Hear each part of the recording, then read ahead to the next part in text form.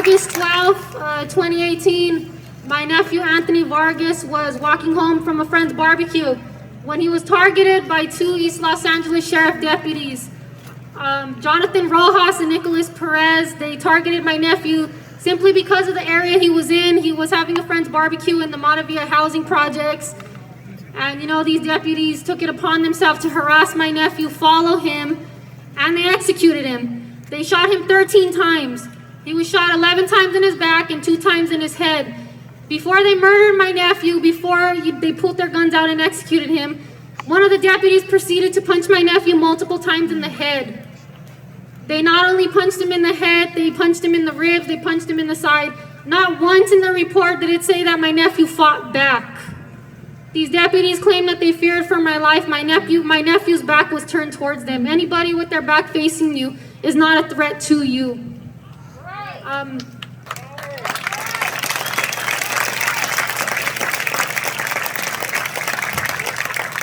The police department, the East Los Angeles Sheriff's Department, is currently being investigated for having a deputy clique known as the Bandidos. There's no doubt in my mind that Jonathan Rojas and Nicholas Perez are members of that deputy clique. There's no doubt in my mind that they murdered my nephew as an initiation to get in that clique. It's hard coming out here fighting. It's hard, like a...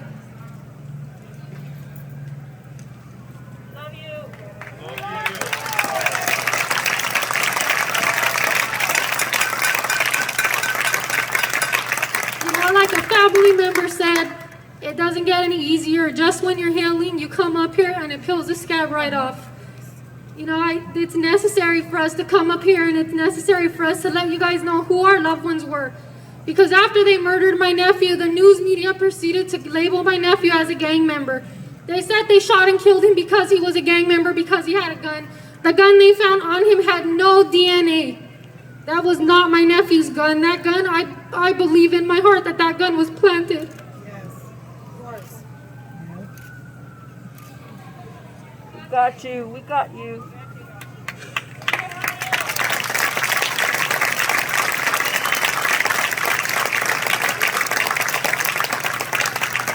My nephew lost his life for walking home from a barbecue. I'll never accept that. I will never accept that. I'll never accept the fact that my nephew is gone. Looking at the tombstone, I look at my nephew's face, and I look down here and I see the second victim that was shot by the same deputy that murdered my nephew. The same deputy that took my nephew's life a year later took another life by the name of George Serrano. If Nicholas Perez was disciplined, if he was charged for the murder of my nephew, George Serrano would still be here. George Serrano's family wouldn't be without their loved one the way I'm without my loved one.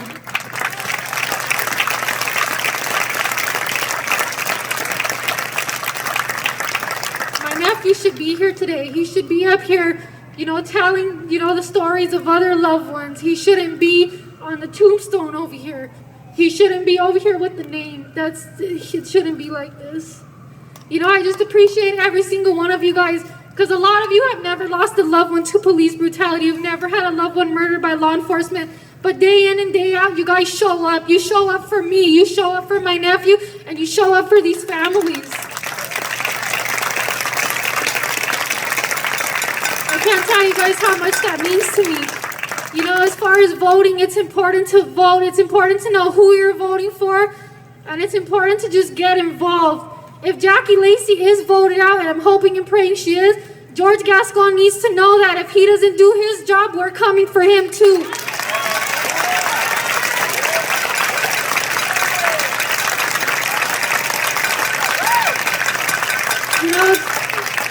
To the East Los Angeles Sheriff's Department, because they watch our social media so frequently.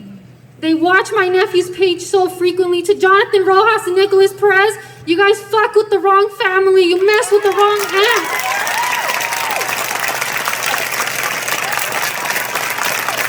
I have a lot of fight in me. My 15-year-old son has a lot of fight in him. I have a lot of nephews and nieces that are ready to stand up and ready to fight for Anthony. His name will not be forgotten as long as we're around to remember it. Thank you, guys. Anthony name. Anthony Vargas. Say his name. Anthony Vargas. Say his name. Anthony Vargas. Ashe. Ashe.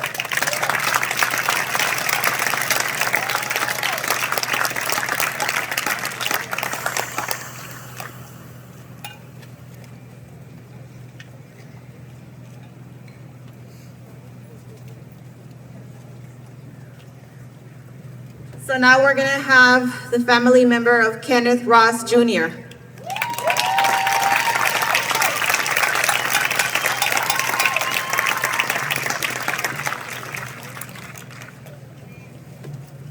Good afternoon, Black Lives Matter, Los Angeles, what's up?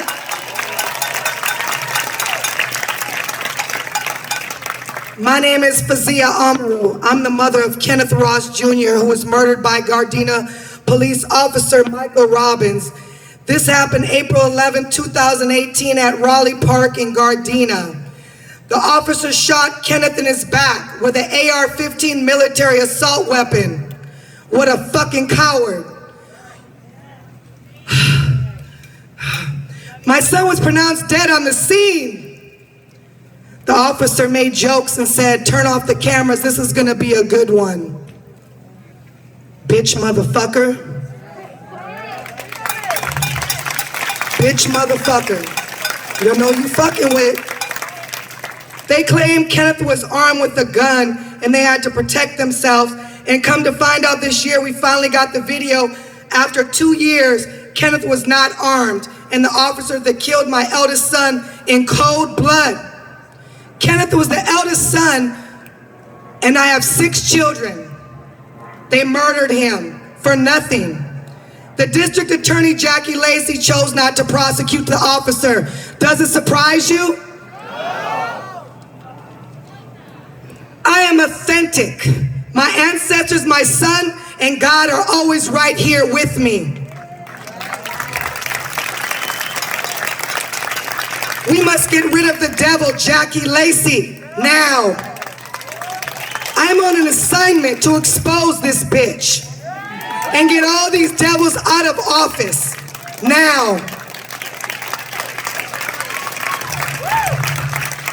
The damage these devils had did to me and my family, and especially how my son, Kenneth, was murdered in cold blood for doing nothing, absolutely nothing. And all the other families who have lost a child due to the police that have also murdered them.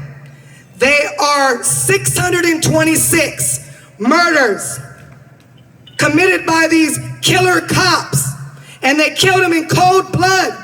What kind of human beings allow these cops not to be prosecuted? I have power in my spiritual roots to destroy these demonic people.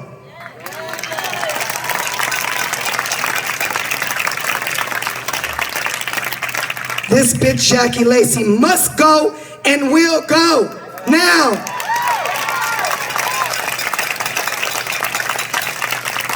She has accepted money and supported these killer cops and chose not to prosecute these murderous cops.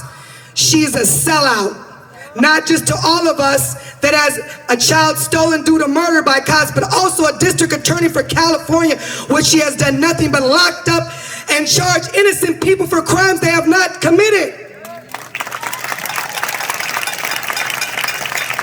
Like I said before, if it's the last thing I do, I will make sure she's getting the fuck out of here.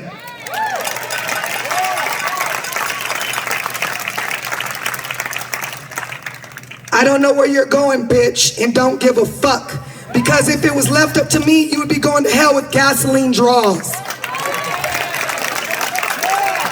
I've been out here since day one, fighting to get justice for my son, and will get justice. And have this cop Michael Robbins prosecuted, and help support all the families that have gone through what me and my family are going through. That bitch needs to be charged with accessory to these murders.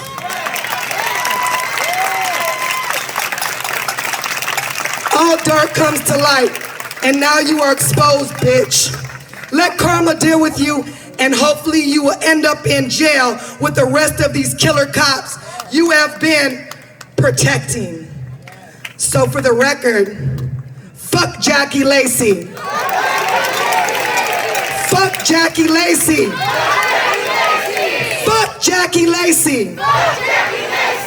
And fuck all these prejudiced, racist cops that have been killing our people for years.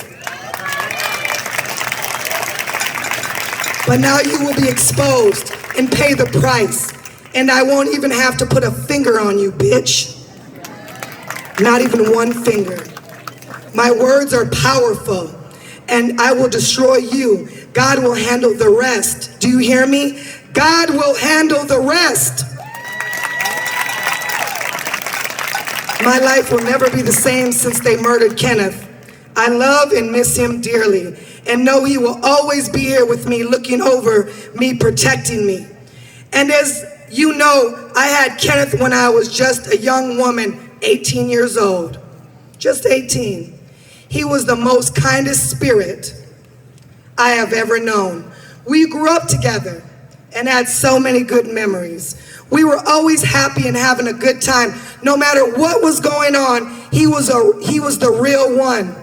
He was my real boy.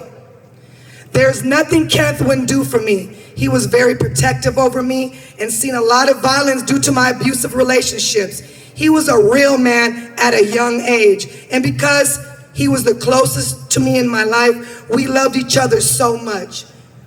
He would always say, I would take care of you and your children, when he was only 12 years old.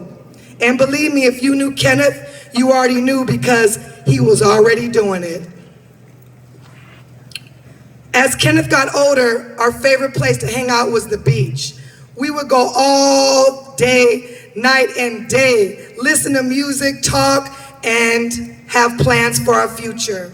Kenneth was an avid skateboarder. He had been skateboarding since he was 8 years old. We were always hanging at Venice Beach in so many places. He almost went pro as a skateboarder. Kenneth had a lot of dreams for us, and his love was like no other. I love him and know he is proud of me, because we've been fighting against these devils all our lives. So I'm here to say, fuck Jackie Lacey, fuck the police, fuck Trump, and fuck Biden too.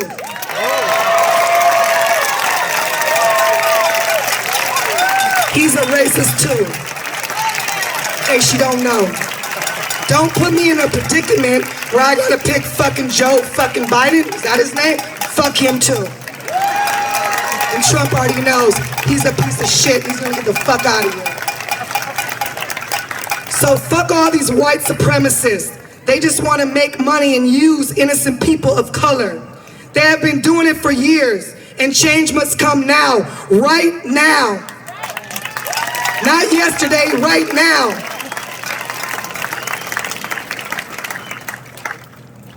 These people that they put in office are all corrupt. And we must fight and never stop fighting to get justice for ourselves and our families.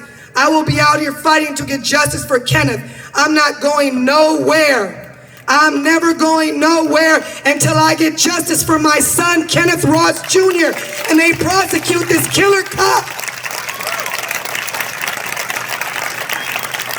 I will continue to stand up and speak my mind and let these motherfuckers know they don't know who they're fucking with. They don't have a fucking clue.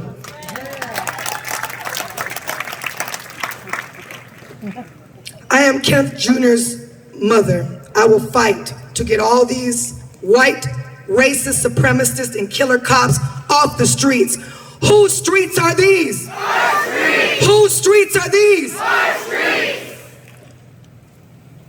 When we fight, we win. When we fight, we win. When we fight, we win. I am a black mother. I am a proud mother. I am the mother of Kenneth Ross Jr. Kenneth Ross Jr., say his name. Kenneth Ross Jr., say his name. Kenneth Ross Jr., say his name. Ashe.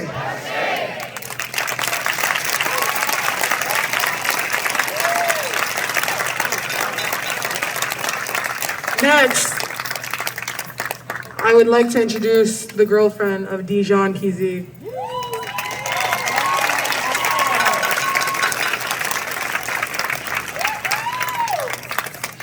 everybody.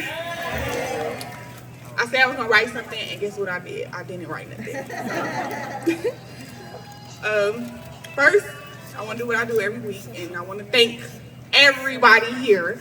Thank everybody for coming out and supporting us and supporting all the families and all these people that the police have killed. And I want to say, fuck the police. I see a few of them. So I hope they can hear us.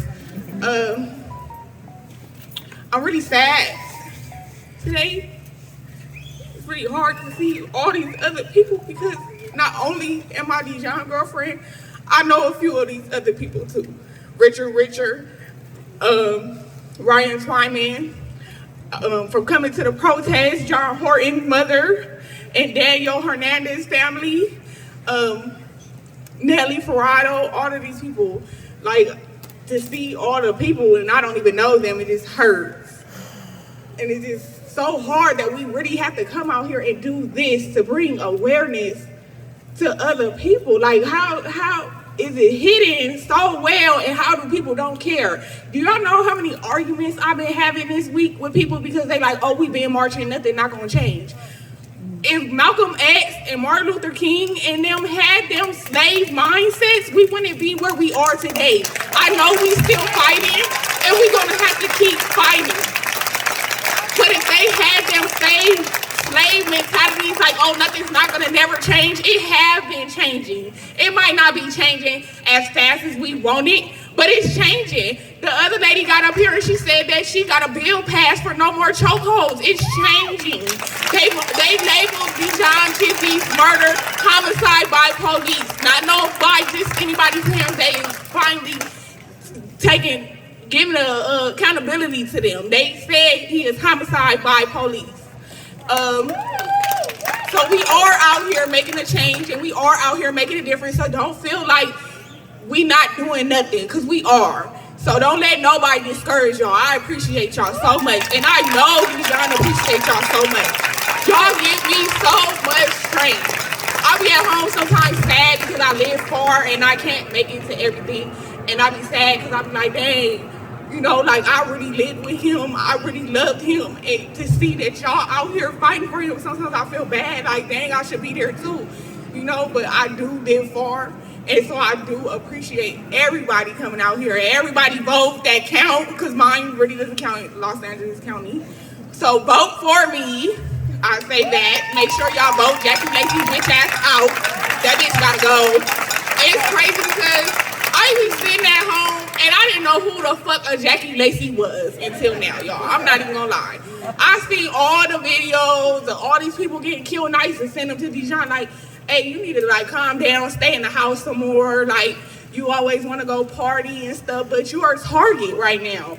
And I would tell him that, and it's not, I shouldn't be having that conversation with him, but that's a conversation we've been having for millenniums and stuff with our kids and our brothers and our husbands. They really are targets. Since he's died, like 7 other people got killed, and it's still nothing. Like, nobody not getting prosecuted or nothing. Jackie Lacey gotta go. That's out. At least if she would prosecute these cops, they wouldn't keep doing it. Like the last family said that too. Like, if they would have prosecuted that cop, then the other man would have been still alive. They said the police that killed Dijon had killed somebody a few months before that. If they would have stopped him then he would still be alive. And then ain't no telling, he probably killed a lot of these people out here. And we just don't even know because we don't have enough time to sit down and connect all the murders because that's their job. They supposed to be doing this. We out here doing their job. So yes, defund they motherfuckers because I need a paycheck. I'll be really driving 2 hours. I need some gas money, all of that. Because y'all out here not doing y'all job. Y'all out here killing us. In a press conference, they said he had a gun. Okay, but y'all also sat up there and said how bad the neighborhood was. If y'all out here doing y'all job, why the neighborhood so bad?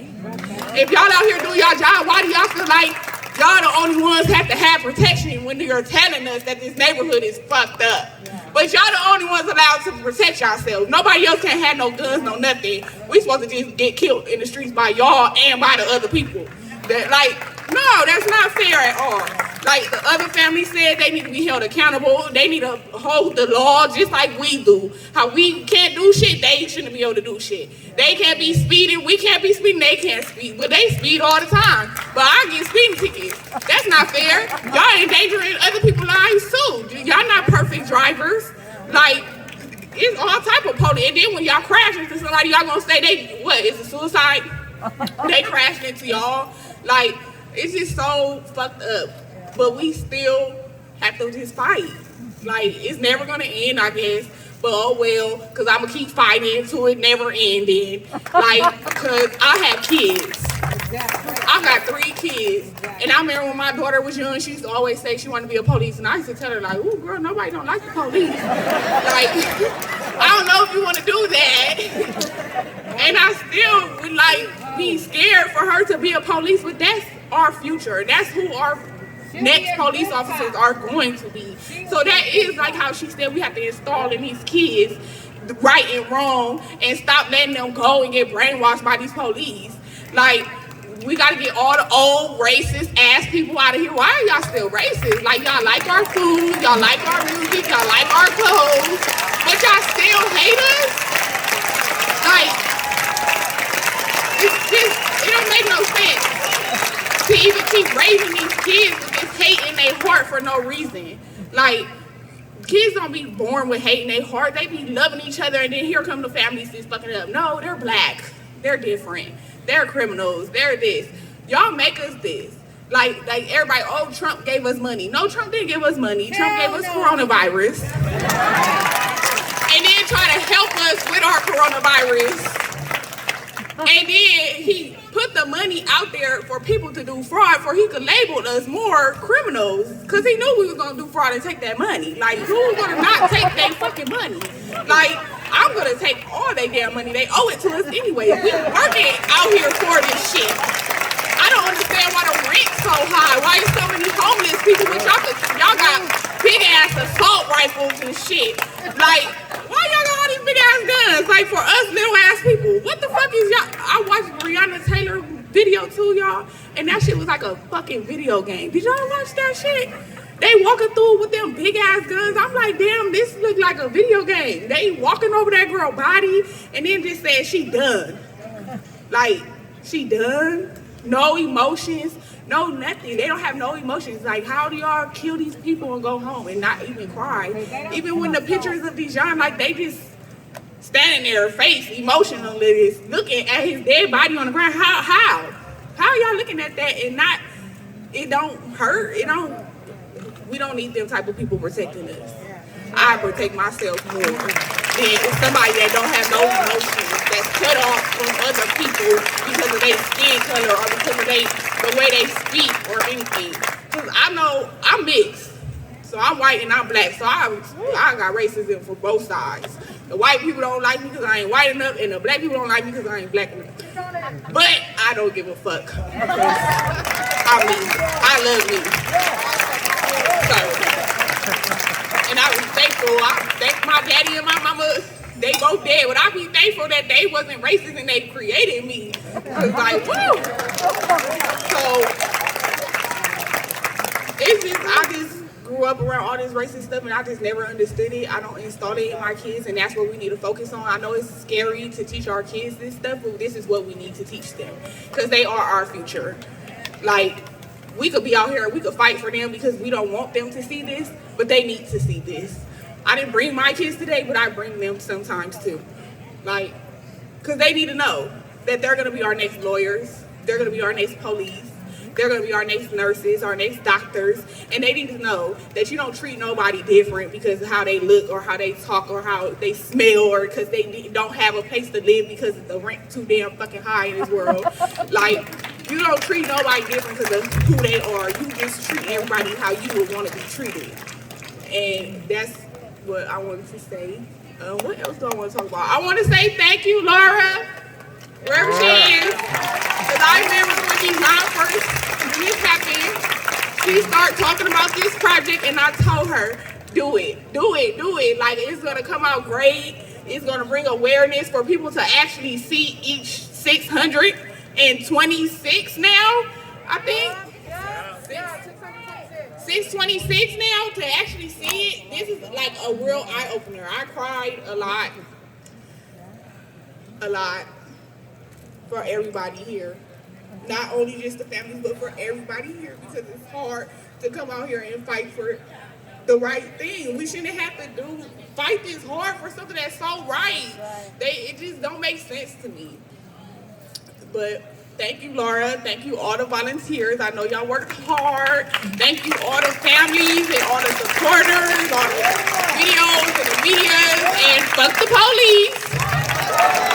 Fuck Jackie Lacey. That bitch, she gone already. Like, even if she don't fucking go, she's gone already. She might as well just move out of state or something, because they be at that bitch house. I want to say thank you to that too. They be at that bitch house. They serious. That bitch gotta go. Okay, yeah, they be at her house. She gotta go. She might as well just go home somewhere. Nobody don't like her, and that's sad, because she's a black woman. She should be for us, but she let the money and all that, like, just take over and brainwash her. Money really changed people, y'all. It really does. So it's the root to all evil. And then that's sad too with coronavirus. Y'all see they gave us that stimulus check. That means that they can sit up there and press the fucking button and give us all some money and help us out in life, and they don't. They fucking don't. So don't fucking sit up here and say Trump gave us some money. No, the fucking didn't. He gave us $1 out of $8 billion fucking dollars that they got. Like, and then gonna sit there and say, oh, I gave y'all some money. Fuck you, bitch. You owe us that, bitch. You got a whole fucking tower. A whole fucking tower, and we got homeless people all up and down these motherfucking streets. You got a whole tower. No, I don't want to hear shit about he gave me no motherfucking money. And the Lakers people, I want to talk to all you Lakers fans. I don't know if any of y'all out here, but y'all motherfuckers, whoever was at that motherfucking march and didn't come to this, social media, whoever the fuck recorded me, fuck y'all. Fuck y'all. Y'all went out there and protested and marched for them big ass Lakers marches and shit. But do y'all not know that we out here protesting the same police that fucking took pictures of Kobe and Gigi while they was dead and spreading it around? We're not sweeping that shit under the rug either, because that's gonna get their ass out of here too. Because Vanessa got the money to get their ass the fuck up out of here. And I ain't seen another post about her suing them since the first post. So I'm gonna make sure everybody know they getting their ass sued by Vanessa Bryant too for being disrespectful to Kobe and Gigi Bryant too. So all you Lakers fans should be out here marching with us too, because they disrespected them too. So y'all not no real Kobe fans, and I'm pushing that line. If you not here with the Black Lives Matter and the Say They Names organizations. Okay, I think I'm done. Thank you guys.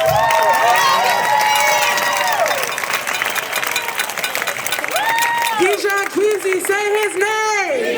Say his name. Say his name. Digan su nombre. Digan su nombre. Digan su nombre. Ashe.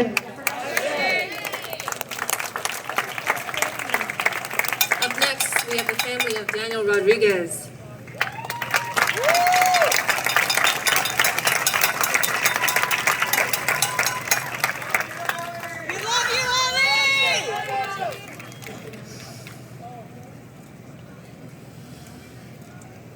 First thing I want to say is fuck Jackie Lacey. Fuck Jackie Lacey!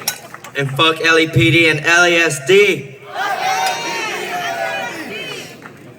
It just made me heartbroken to see how many people was lost on the hands of a damn cop.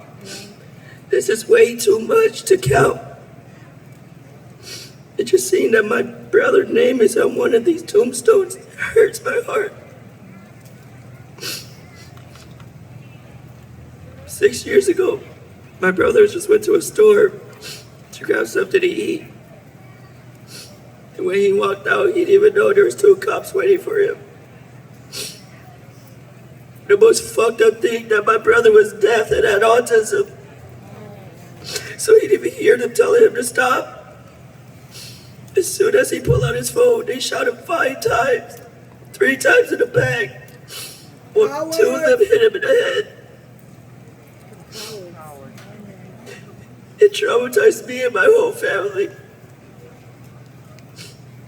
I remember I woke up in the middle of the night and my mom just just shaking and crying, telling me that my brother was killed.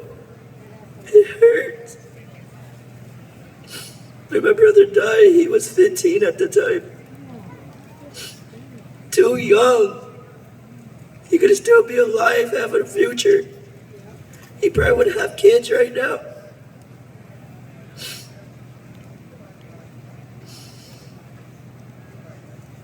You know, I wish he was still here. I miss talking to my brother. I miss seeing my brother's face. And I would never stop fighting until he get justice.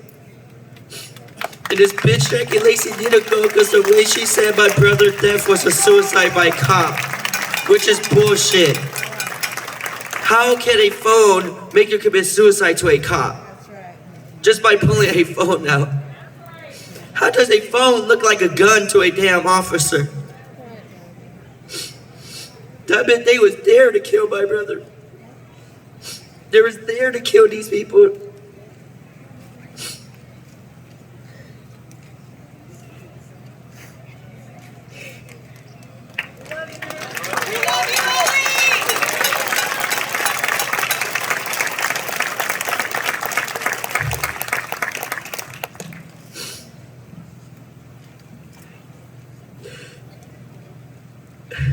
I just miss him so much. I'm sorry. It's all right, baby. It's all right.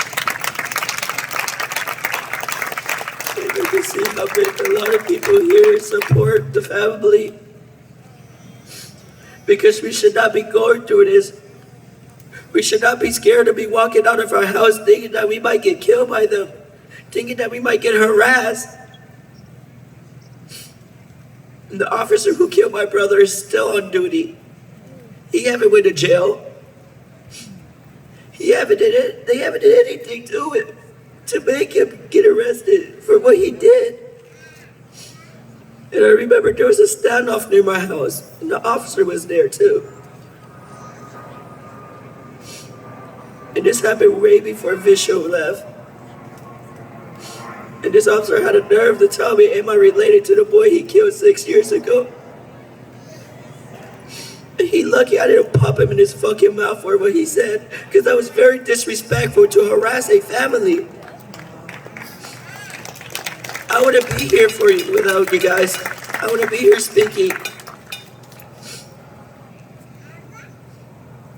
And I cannot wait till Jackie Lacey or Donald Trump to get the fuck out of their damn office. Because she got to the end of this month to pack her shit up, even pack her shit up from her house.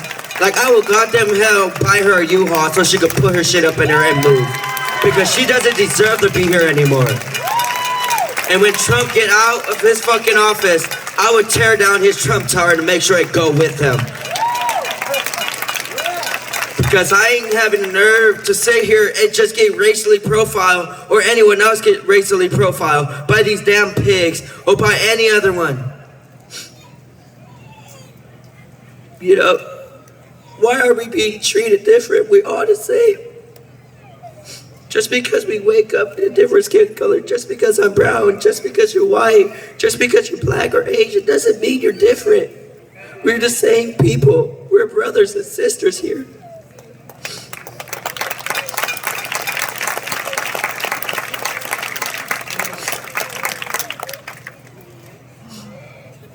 And I'm fighting for everyone too.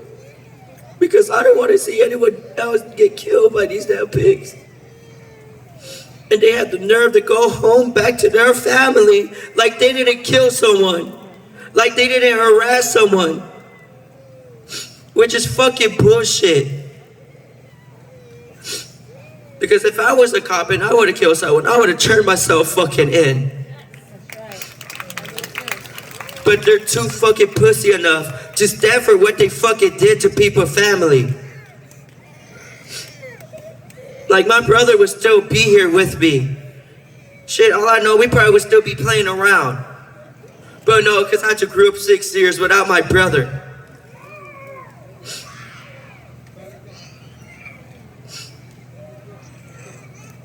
The only thing I wish is that he was still here. Shit, I hope he probably watching a movie in silence with him, eating popcorn, his favorite fucking popcorn, but it's just chocolate popcorn. And there's so much memories like I really love. And just seeing someone just gone that quick and you didn't even know.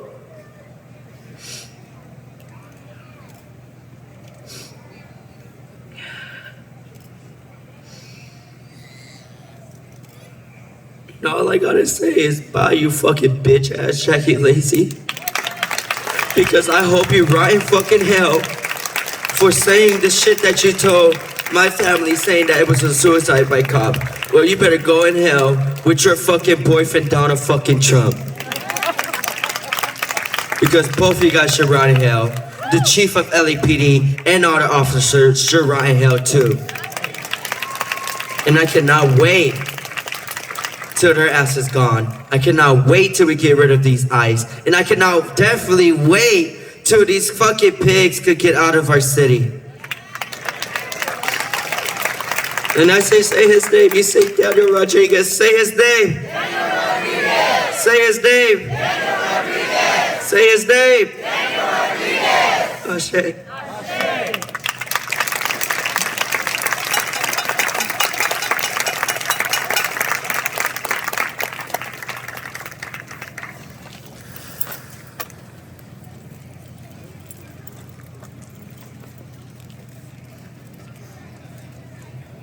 So now we're gonna have a friend of Brandon Glenn's family.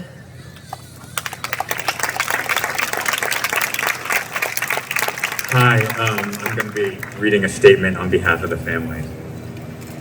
He was our bright and shining star, our port in a storm, our beautiful son, brother, and grandson.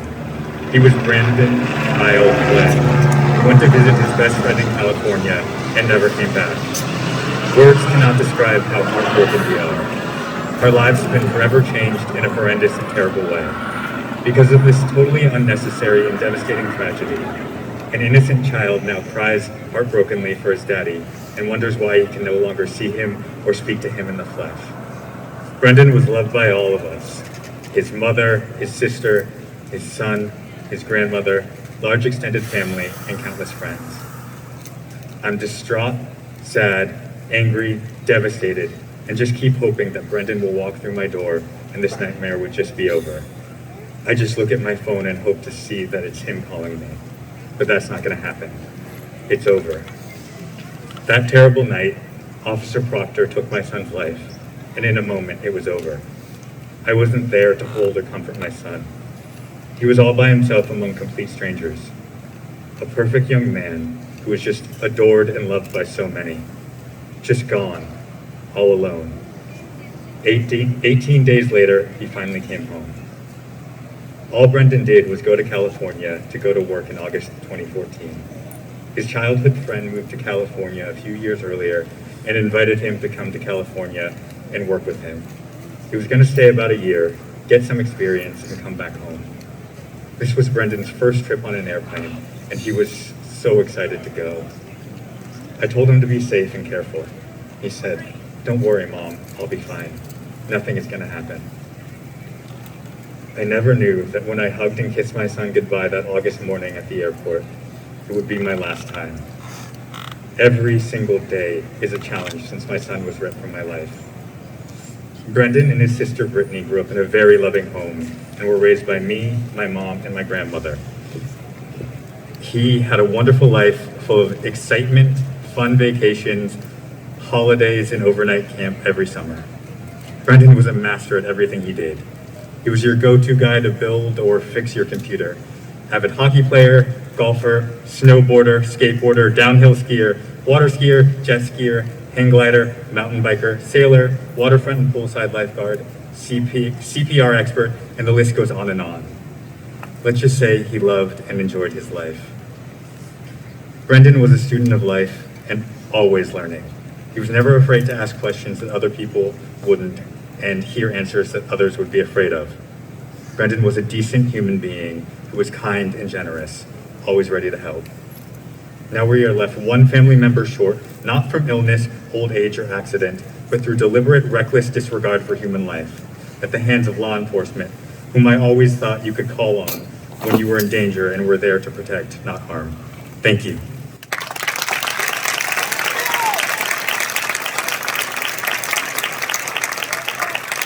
Brandon Glenn, say his name. Say his name. Say his name. Digan su nombre. Digan su nombre. Digan su nombre. Ashe.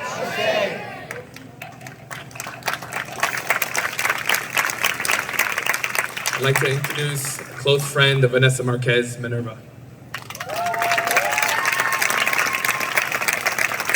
Thank you very much. My name is Minerva. I am here on behalf of Vanessa Marquez, shot by the South Pasadena Police Department August 30th, 2018.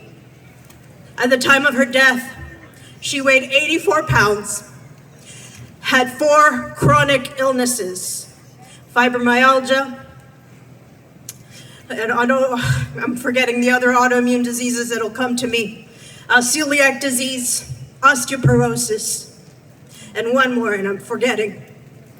This woman, 84 pounds, was losing her sight. She would fall. She lived alone, and sometimes she couldn't get up for hours. This woman, August 30th, at 11 o'clock in the morning, called a friend, asking them to call 211 because she needed help, medical help.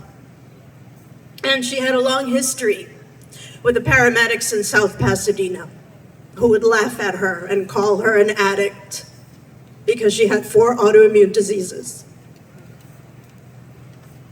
So that morning, the South Pasadena Police Department showed up, and for an hour and a half, supposedly, they talked to her. Supposedly, a mental health clinician was there to talk to her. And the only reason they shot at her 19 times was because she refused to go to the hospital. Because she knew, again, that they would mock her and laugh at her. A disabled woman whose only crime was asking for help and then deciding it was bullshit, they weren't going to do anything for her. And yes, she had a BB gun. She had a BB gun because she was tired of her landlord harassing her. This guy, his name is J.M. Rector. He harassed her for years because she won a lawsuit against him for a service dog. But she was so afraid of him, she just decided she wasn't going to get it after all. And this guy would come into her apartment, let himself in, and say, oh, I just was checking up on you, or his, the people that work for him. So that day, my friend, Vanessa Marquez, was done. She was done with everybody harassing her, the police, the paramedics. She was in crisis. That same week, the fucking LA Sheriff's Department went out to fucking Ventura and talked to a woman for 7 hours who had a real gun, and she was alive at the end of that encounter. And why? Because she was white. That was the only reason. If my friend Vanessa had been white, they would have had compassion for her, but they didn't. And then after she was murdered by Chris Perez and Gilberto Carrillo and Arturo Burgos and Avik Monakian,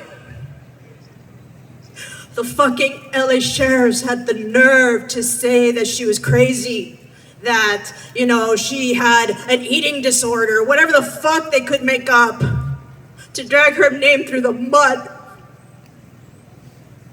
And I'm here to set the record straight. For 2 years, I have been fighting for her. That first year, they would not give a shit. They would not tell us what went wrong, what was going on. And it took the pressure of me and friends who worked for the press to get them to admit that there was body cam footage of the encounter. Literally the day after her 1-year anniversary, they finally fucking admitted there was body cam footage. And it wasn't until Black Lives Matter helped me. And thank you, Black Lives Matter, for helping us, for bringing this movement into fruition. Thank you.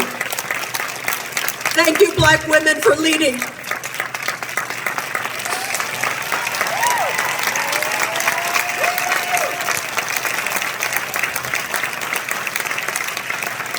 It wasn't until Black Lives Matter helped me, the LA chapter, after I saw Julian Castro come to town and speak at the LAPD headquarters. They took me in, they helped me, and within months, I had some answers. I had the records, I had the body cam footage. But it doesn't make it any easier. Doesn't make it any easier because people are making fun of my friend on the internet. They're making fun of her murder. They have the body cam footage and they're laughing. They're making memes about my friend. My friend whom I could not even bury. I didn't see her. Her mom had her cremated, and this is the only record I have of her. This is my funeral for my friend Vanessa. So thank you organizers for putting this together.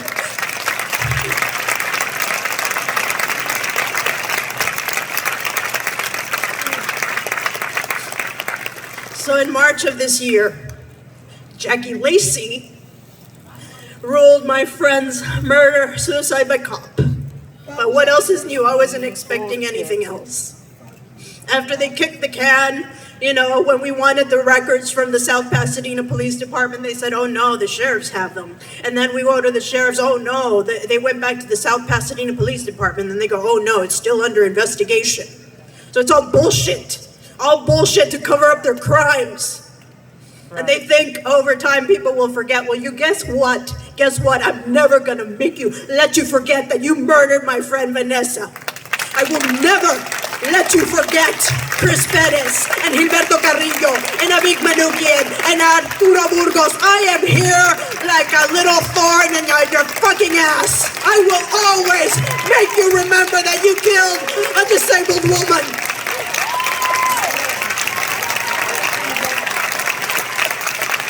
My name is Minerva. She was the goddess of war. So fuck you. Fuck you, police. I may not be a mom, but my friend Vanessa was like my sister. We would talk like for 6 hours on the phone. In Spanish, we call that a comadre. She was my comadre.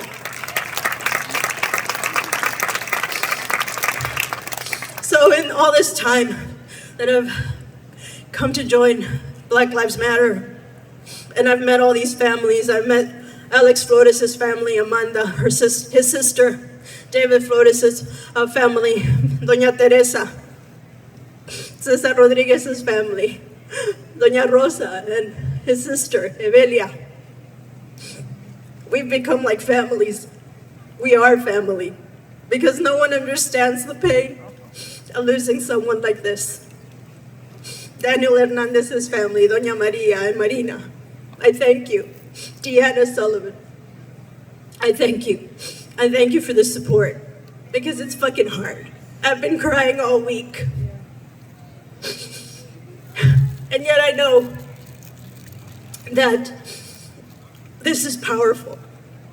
This support, those of you that do not know us, but you come out and support, thank you. Because it means a lot to these families. When the police laugh at you, we've gone to different actions.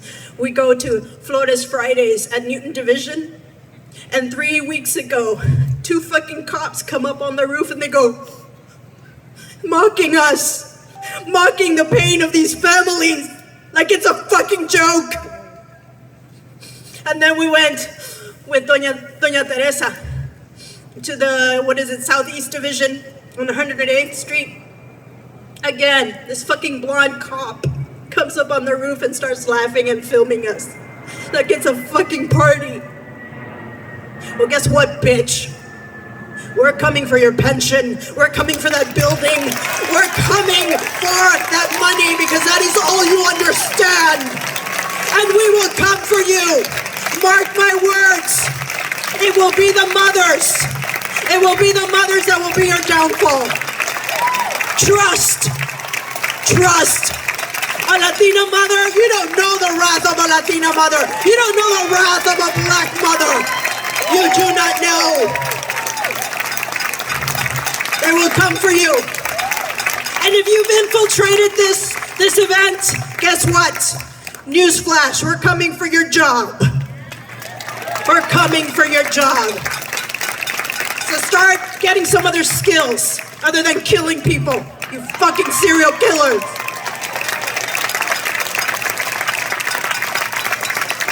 The last thing I want to say,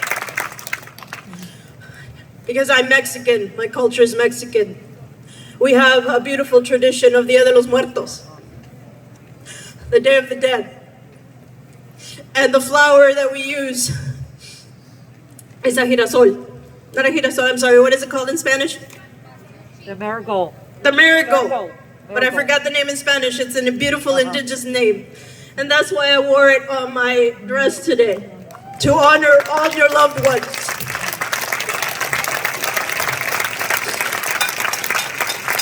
And I call the spirits that are here with us today, because they are here. I believe it in my heart. I know Vanessa would be very humbled and very thankful that you remembered her. I thank you too. And I hope one day her mother will come out and speak on her behalf. That is my greatest wish. Vanessa Marquez, say her name! Say her name! Say her name! Say her name! Oshay! So he was on Century and Figueroa. There's a gas station on the corner. I was coming from Century and San Pedro, going westbound to meet him on Broadway and Century. The moment I get to Broadway, there's multiple police cars. So I have to detour around the block, and I go around, and I see a motorcycle on the ground. And the first thing I say is, Lord bless whomever was in that accident. At the time, I didn't know it was a police motorcycle, nor was that the police officer, Evan Urares, that killed my son. The traffic is directing us, and I finally, my oldest daughter get a Facebook post saying, rest in peace, Kenny. And I said, oh wow, which Kenny? Because Lord knows it wasn't my Kenny. And then a flutter of calls comes in, and pictures of him. And these pictures are coming with wings, and pictures are coming floating, and pictures are coming, and I just shut down. I called my fiance, and I told her what happened. I called my father, my family, anyone that can know, and I get to Century and Figueroa. I was told that they believed he got out of a vehicle, and he started walking eastbound on Century. The officer said, hey you, show me your hands. He looked back, there's a busy corner, he continued to walk. 3 houses, the police sped up on the motorcycle, drew his gun on a moving motorcycle with his right hand and fired 2 shots, shooting him in the back, traveling to his heart. Before my baby hit the ground, he was gone. There was a Latino lady in the house. She began to pray. When the police heard her scream, they immediately questioned her immigration status. That lady was deported before midnight. She was the epiphany of the witness who actually saw the whole thing occur. When I got to the scene, I was approached by an officer. He asked me, why did I think that was my son? Why do you think this is him? I said, nobody's here trying to claim this kid. I was told that there was a random shooting in the area. Someone got hit, and according to HIPAA law, they couldn't disclose who the person was, but the person was transported to the hospital. I immediately sent one family member to the hospital to see if they could get any information. Then another officer came, and another officer came. Multiple officers came, and then they escorted me to a black officer. And this black officer said, well, why do you think it's your son? He said, give me a picture, and I'll find out something for you. Something that you don't want to, that you can lose, and you will be okay for me to have. I handed him a picture. He looked at the picture and he gave it back, and that confirmed. Now, remind you, this was at 3:30 when school just let out. I stood there and waited. 4 o'clock came, 5 o'clock came, 6, 7, 8, 9, 10, 11, midnight hit. And an officer came over to me and said, come into the wagon. And that's when they told me. They had me sit out there for 9 hours before they told me it was my son that was actually murdered. Not only that, they picked him up before the coroner even arrived. They called the paramedics, and they did, a witness saw them cross their arm around their neck. Another paramedics came with the lights off, put him in the wagon, rolled him around the city for 30 minutes, checked him in the hospital, then they checked him into LAPD downtown as a suspect. So what previously occurred was that there was a shooting that earlier morning, and when they found out that he was at school that day, they couldn't consider him a person. His teacher, one of his teachers was present at the scene, and she stayed on camera and said he was in class all day. So they couldn't pin that on him. So he went from a victim to a suspect. Now he's back a victim. But the real thing is about the system. I was lucky to get to court in September 2017. And when we got to court, I was named not his mother. I was not acknowledged by his mother because the lawyer did not acknowledge me in front of the jury as his mother. So the judge stated, Judge Mary Ann Murphy stated that even whatever the verdict came back, it would have to be requested for appeal. During the time in court, they sat me next to the officer, Evan Urares. He bragged about how he got promoted. He bragged about how he had, 3 days after my brother's death, which he was fearful for his life, there was a wedding photo posted of him at his brother's wedding with all smiles and laughs, but he was afraid for his life. I came to find out that Evan Urares was transferred to LAPD August 1st for murdering someone else in Van Nuys area on October of the year prior. Jackie Lacey did oversee his case, and she did not go forward to prosecute him. He was transferred down here August 1st. He was on the motorcycle team. He was still in training. And during the course while he was in training, he was not supposed to derail from his partner. During the course of when he approached my son, his partner had kept traveling south on Figueroa. He had made a left when he saw him because he had on a blue windbreaker with a hood on, and he felt it was too hot for that type of clothing. He stated that my son was 5'9", 25 years old, and 189, 200 pounds. Kenny was 5'6", 131 pounds, and 18 years old. They stood around him in a circle, and the officer said, "Didn't you think that was nice of them?"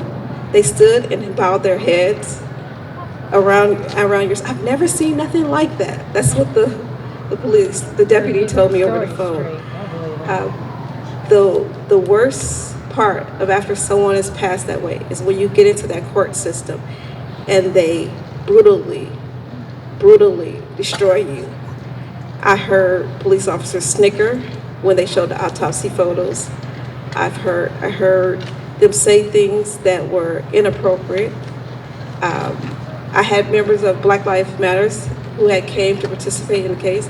They were thrown out for drinking water during recess time. It's something that you never want to be a part of. It's something you never want to experience. It's a life.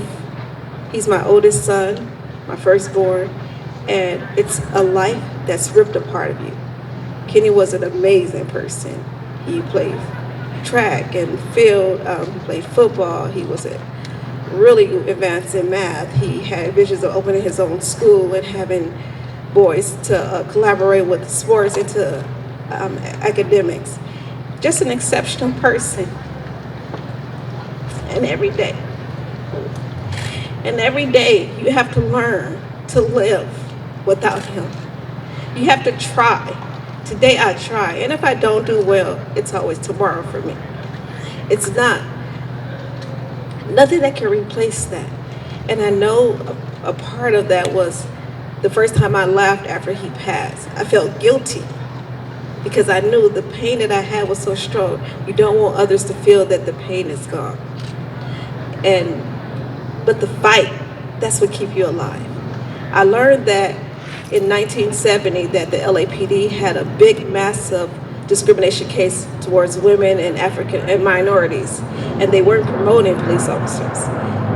Guess who writes the curriculum for these police now? Those same men that were white men that were LAPDs in 1970s and 80s. They have transitioned into a position where they write the curriculum.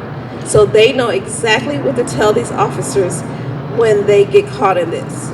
How you fear your life. You sit them down. They said the best thing for a witness is to get them immediately after the crime happened.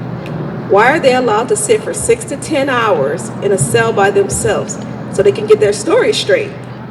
You have your pension, you have your wife, you have your children, you have a life to live. They get an opportunity to sit down to get their story straight. Not only that, we live in LA.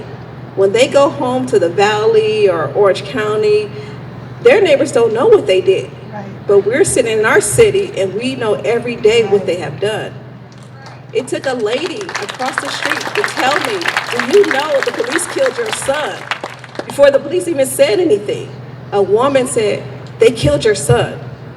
And it was at 4 o'clock. They took to midnight to tell me that my son was murdered. Not only that, when my son, when I buried my son, they wouldn't let me see him. They held him for 2 weeks.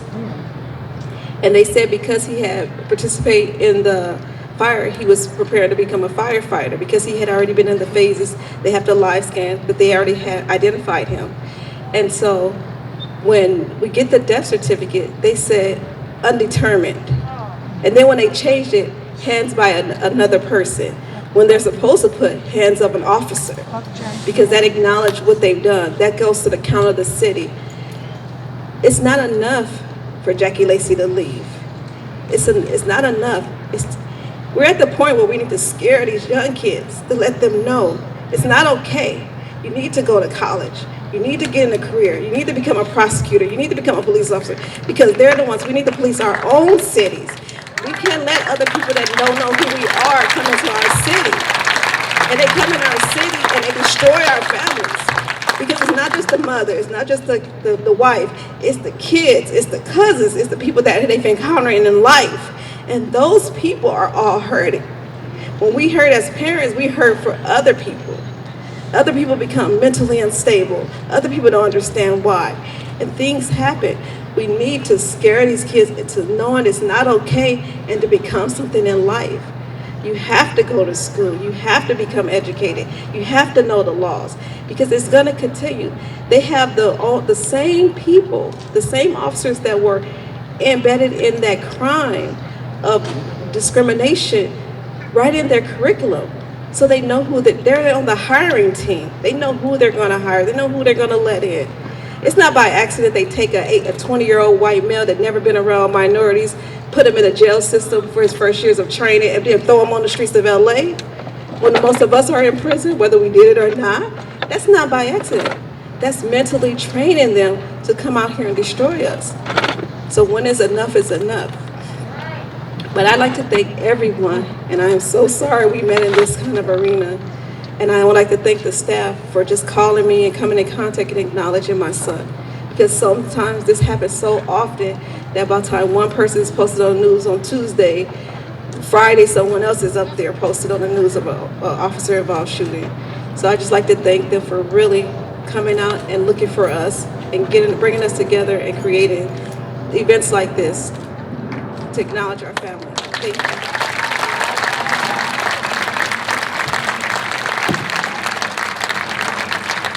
Kenny Watkins, say his name. Say his name. Say his name. Digan su nombre. Digan su nombre. Digan su nombre. Asher. And up next, I am introducing the family of Barry Prack.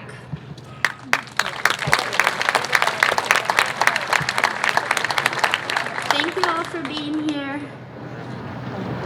I'm here to represent Barry. What's unique about Barry is Barry was one of us. Barry was an outspoken advocate against police brutality and violence in the community at the hands of police officers. Like many of us and all of us, Barry made some bad choices when he was young. But as we all know, depending on the neighborhood you live in, the police in your area that aren't from your community, you can be labeled, and that follows you your whole life, even when you're wanting to change. Barry was a part of a group called Men Making a Change, where he advocated to end police brutality. He was at several of these protests and these marches, fighting for families to get justice. When his best friend Soka was shot by the police in an unmarked car wearing street clothes for running like any of us would do, he was on life support and his family wasn't able to come bedside. Barry led a protest, maybe 4 times the size of this, huge, outside of the hospital, fighting for the family, for his mother to go bedside and hold Soka's hand as he laid there in a coma. He was able to get his mother bedside, and as soon as his mom grabbed his hand was the first time that Soka moved, and Soka lived. Barry was on gang file at the time. He could have been arrested. He came anyways. He came in his community and he fought for what was right. Devastatingly, when Barry was at home one morning after walking his friend's daughters to school, his house was surrounded by SWAT officers, police canine units. The officers scream out because they know him by name, because they've hunted him his whole life. "Little Barry, come out, we're gonna shoot ya." Barry hesitated, as all of us would. He put his hands up and he came out. At the same time, a media helicopter, news helicopter was circling. So the cameras are there, the cameras are rolling. Barry comes down the stairs. The police officers let go their canine as to get his little treat, to get a piece of the bad guy. Like any of us would do, Barry fought the dog off. The police officers ended up shooting their own dog. The officer picks up the dog, runs to the end of the street to get all cameras off of Barry. The last footage of Barry was Barry standing up, hands up against the car, unarmed. The police officer falls to his knees holding this canine like a Hollywood movie, screaming, "Ah!" about his dog. At the same time, shots ring out and Barry's murdered.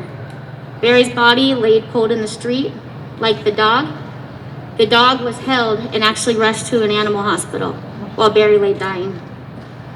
We called Jackie Lacey's office. We marched, we fought. No answer. No speaking to the family, nothing.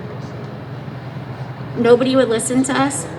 Barry was labeled as a criminal. What they didn't know about Barry is not only was he doing this work in the community to make it a better place, Barry grew a community garden. He would be out there in the hottest days of summer on a 1-acre lot growing fruits and vegetables that he would provide to his community for free.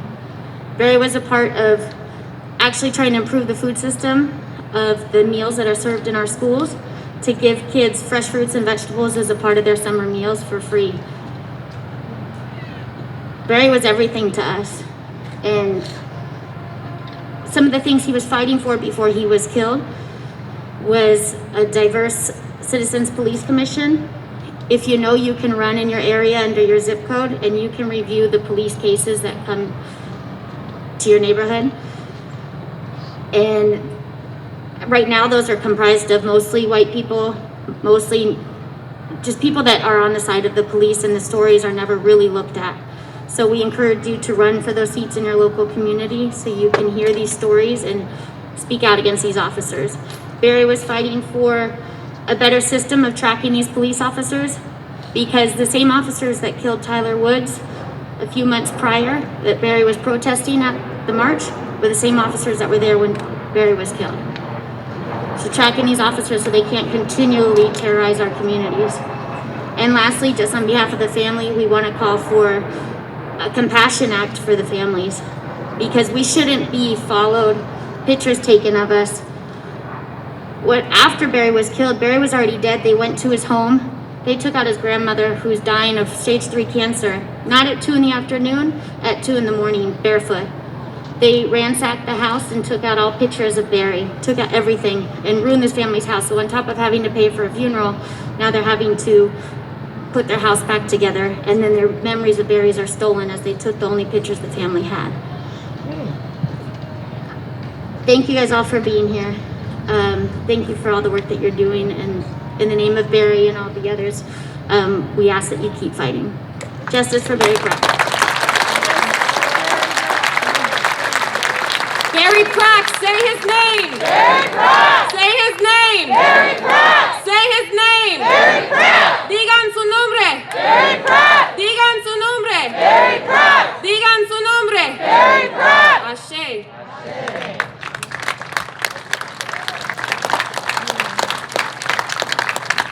Next up is the family of Melly Corrado.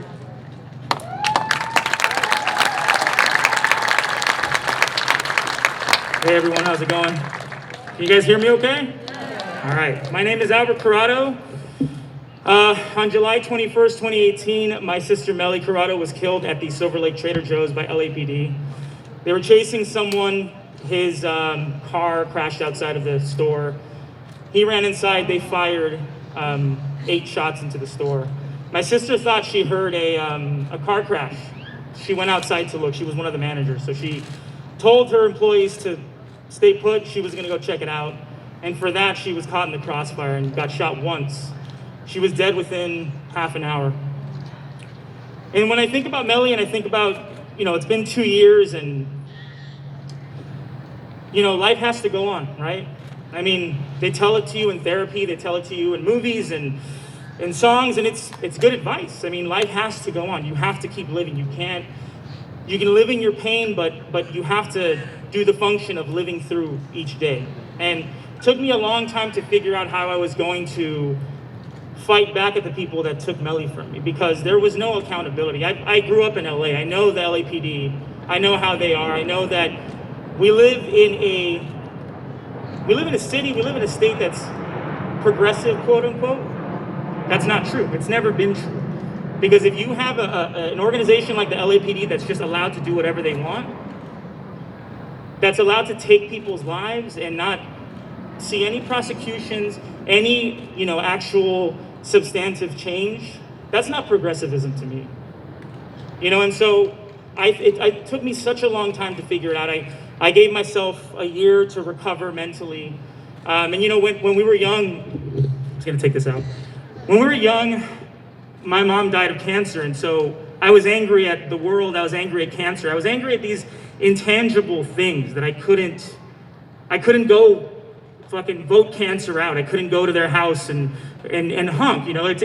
It's a hard thing to place your anger when you lose someone to that. But I knew who killed Melly. I saw the video myself. I knew the names of the officers. I knew the name of the organization. And so I knew that instead of just being the grieving brother, as I always will be, I would become Melly's biggest advocate. And what I realized was that, and when I see these families here, I know that although the particulars might be different, how they got killed, what happened to them, where they were, the pain is the same. And there were hundreds of people killed before Melly was, and there have been hundreds of people killed after Melly was killed. And so we have to move on, we have to live our lives, we have to try to find some new sense of normalcy. And that's all good and well, but why are we held to that standard? Why is the LAPD free to just keep doing what they do? Right? Why?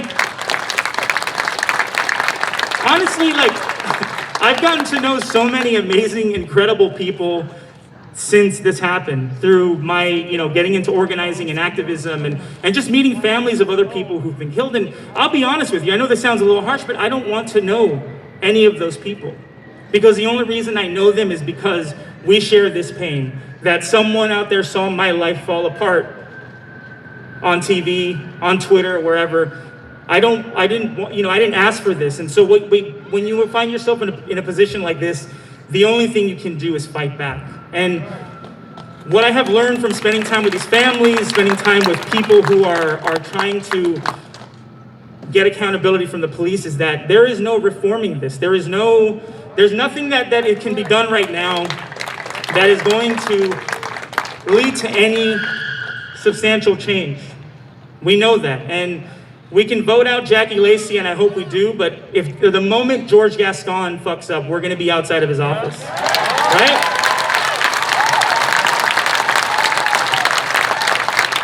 So, when I've been told that I have to move on, that I have to keep living my life, that is very true.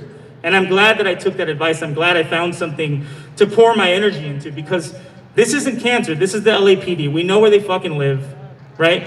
We know what they do, and we're gonna keep coming after them because that's the only thing we can do, right? We can't repay them in kind, right? We can't go out there and do what they do to our people, kill people and all that. We're reasonable people living in an unreasonable world. So then what can we do? Well, how do we fight back against these people who do not give a shit about us? And honestly, the best answer is to defund them, take away all their money, kick them out of the schools, kick them out of libraries, show them that they're not wanted in this city, right? They're not wanted in this city. They don't keep people safe, they escalate things. They fire into crowded grocery stores. They escalate a traffic stop to a murder. They come upon someone having a mental health crisis and kill them and say it was suicide by cop, right? Because that's a thing that they can get away with. And so, listen, what I'm trying to tell all of you is that, yes, life must go on, but once we take away all the police's money and funding and all that, they got to move on too. So they're not going to have jobs, they're not going to exist anymore, and they're just going to have to fucking deal with it. Because I got to go visit my sister at the cemetery, and she was 27 years old. And as I just had a birthday a week ago, and as each birthday passes, it's Melly and I were always 3 years apart. Now we're 5 years apart. It's going to keep going, and Melly's forever going to be 27 while I go ahead and I live my life and I do what I'm going to do. And she doesn't get the luxury of that. She doesn't even get the luxury of having a bad day. I want you to think about the next time you have a bad day, think that you're alive and you can feel that. You can feel the pain, you can feel anger, you can feel all these things because you're fucking alive and you're human. Melly was robbed of that. All of these people here were robbed of that. And so I just want to say, defund the police, right? And I don't just mean a little bit, I mean the whole fucking thing, because we're coming for all of it. Thank you guys.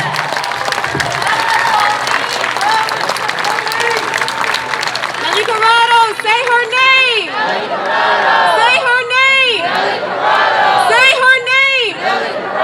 Digan su nombre! Digan su nombre! Digan su nombre! Ashe.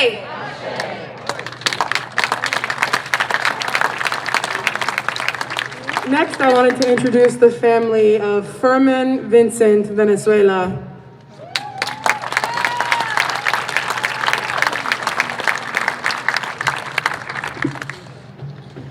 First of all, I want to thank the organization for putting this event for our families.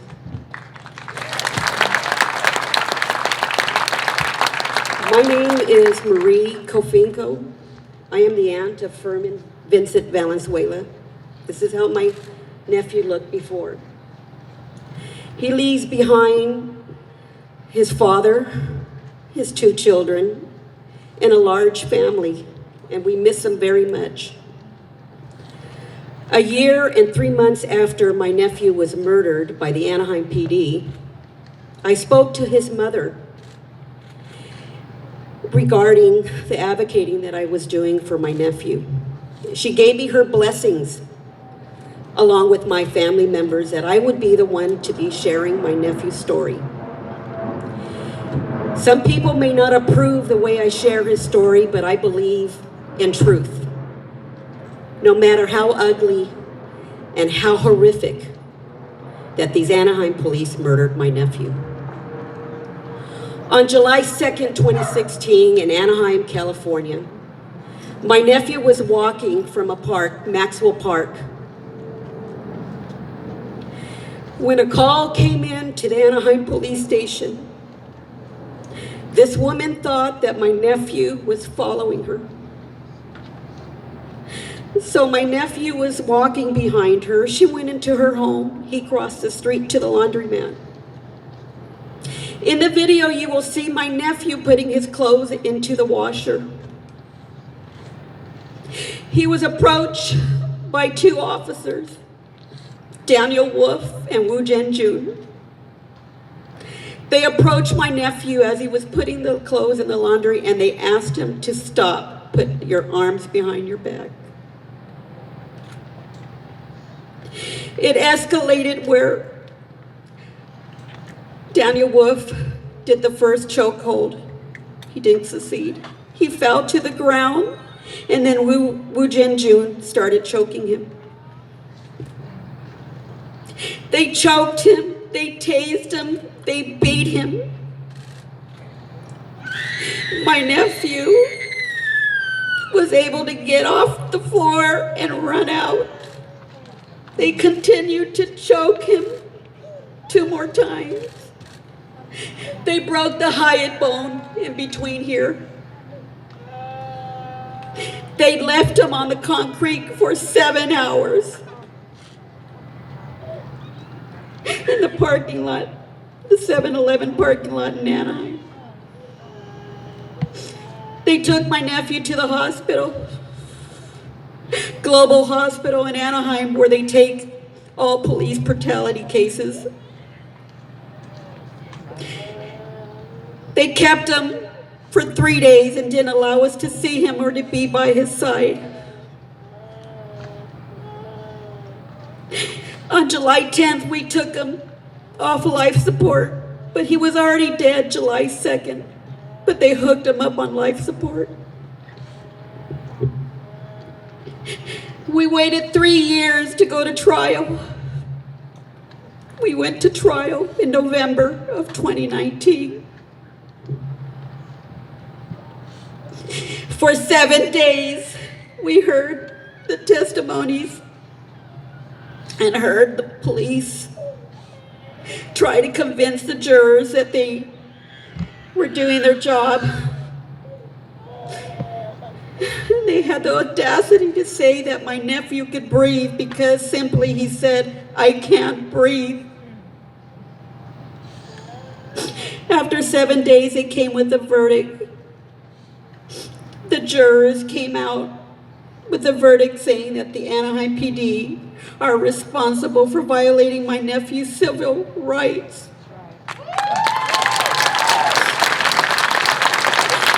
His children were awarded $13.2 million. Yes.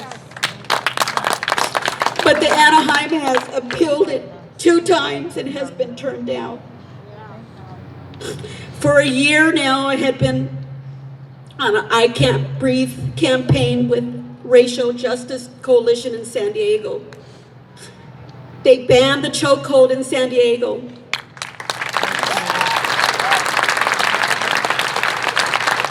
And I continue on that chokehold campaign because I wanted it to be banned in California. After George Floyd was murdered, then Assembly Michael A. Gibson created the chokehold bill, AB 1196. I co-sponsored that bill with Stop Coalition and YJC along with other family members. I want to say that that bill was passed and it will come into law in January. I helped pass that bill by continuing to share these graphic photos. These are the 3 officers waiting to hear the verdict in the trial. This is Sergeant Daniel Gonzalez gave instructions to Daniel Wolf on how to choke my nephew. They choked him 4 times, out of policy 3 times. They're not supposed to choke in a 24-hour period, but they used 4 chokeholds on my nephew. They also hogtied him. He was already dead, he was limp. They didn't have to do that. Anaheim PD comes in 9th place in the most deadliest force. 9th place, they ranked 9th place.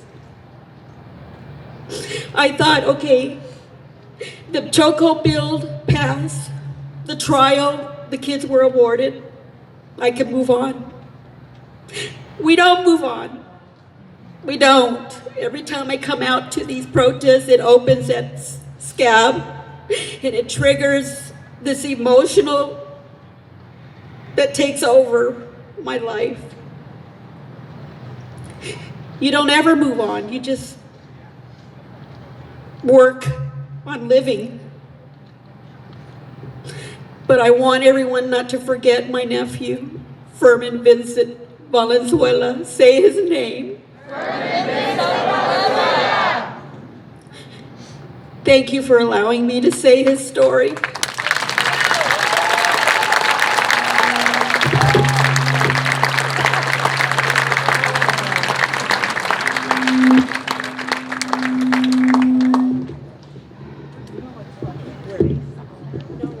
They never said anything because they know that I wasn't the car.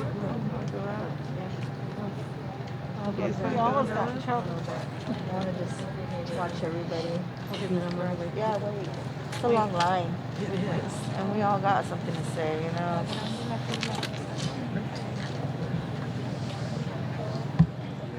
Yeah, The next family I wanted to introduce was Marco Antonio Vasquez.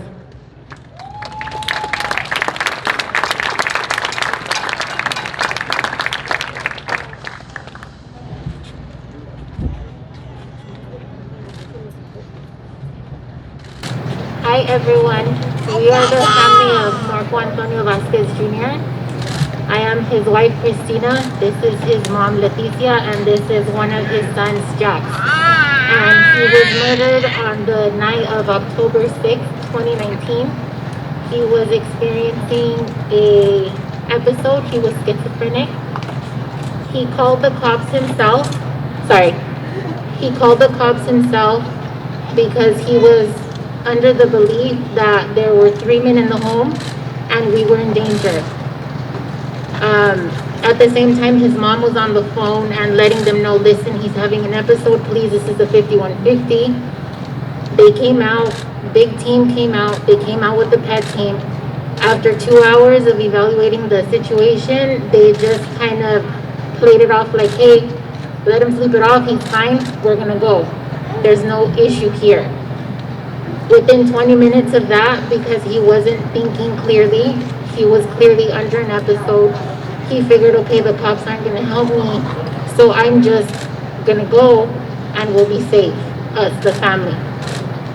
So he said, call them back, call the cops.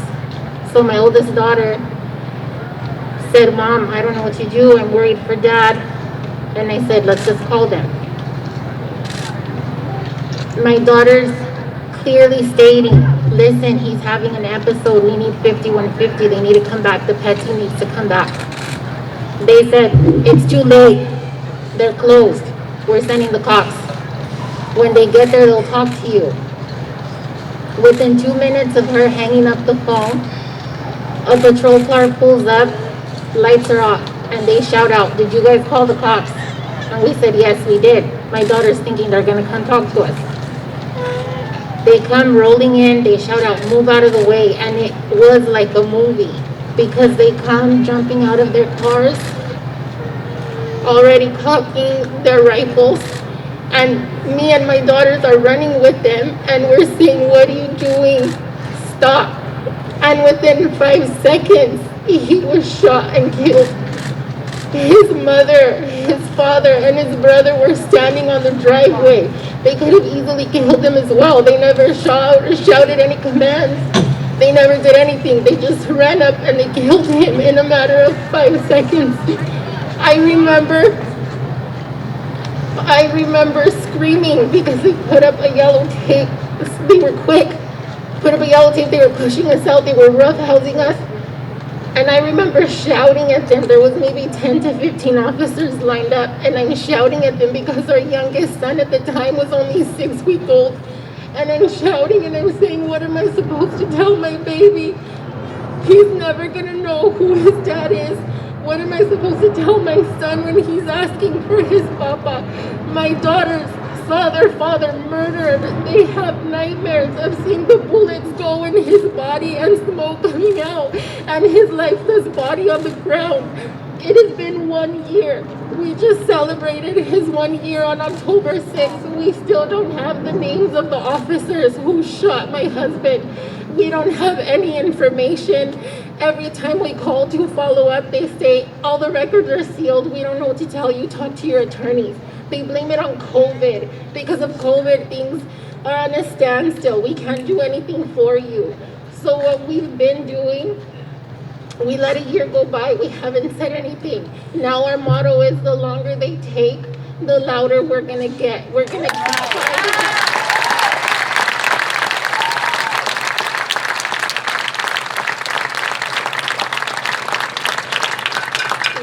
Keep fighting because they took his voice and they are not taking our voice.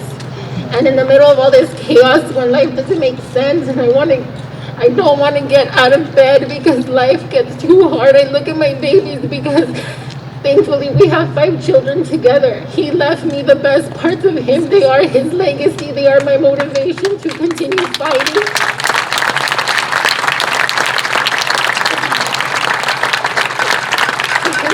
Fighting for justice, not just for him, but for all the families represented here.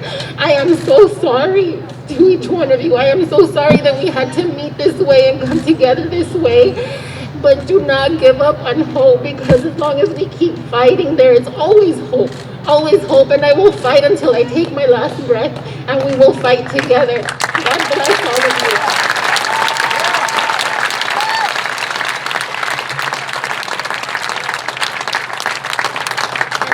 Wanted to say something in honor of his dad. He's very excited, but I think he got a little shy.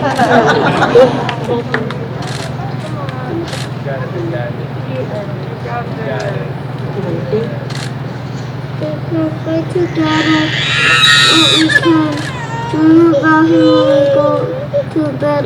When tomorrow we can go tomorrow we can see him all day when we can go and sleep and keep hiding. Thank you.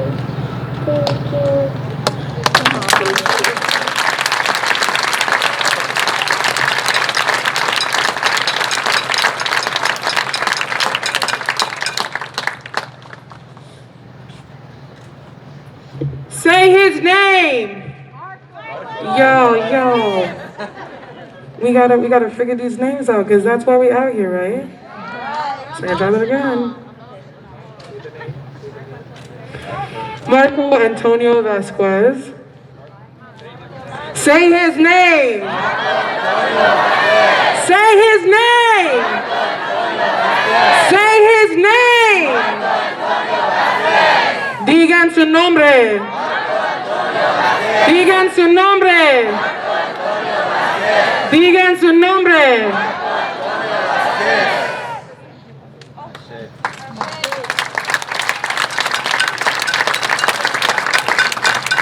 We'll introduce Doña Maria, mother of Daniel Hernandez, and also family as well.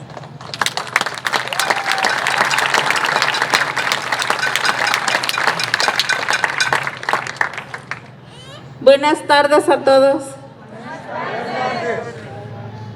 Me da gusto tenerlos a todos aquí en este gran apoyo que sentimos nosotros ante ustedes. Y gracias a todas las personas que han hecho toda esta labor, que quedó muy preciosa. Gracias de todo corazón. Yo no les puedo platicar mucho aparte de mi historia de mi hijo, pero su hermana sí lo va a decir. Soy su mamá de Daniel Hernández y yo les pido por favor que salgan a votar. Que salgan a votar para que Jackie Lacey más go.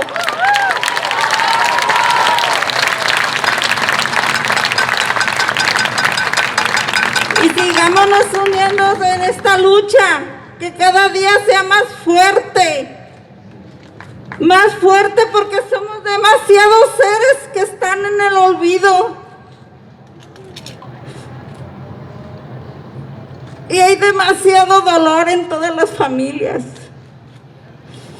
Demasiado dolor. ¿Quién les va a regresar esos momentos de felicidad de sus hijos, de sus seres queridos? Una sonrisa, un te quiero, ya me voy y no regresa. Sigámonos uniendo. Y Dios los siga bendiciendo a todos, a cada uno de ustedes. Pido justicia por todas las víctimas. Por todas las víctimas que están luchando, aunque no los tengamos aquí. Ellos nos empujan a salir. Salgan, no se olviden de nuestros corazones y luchen por nosotros.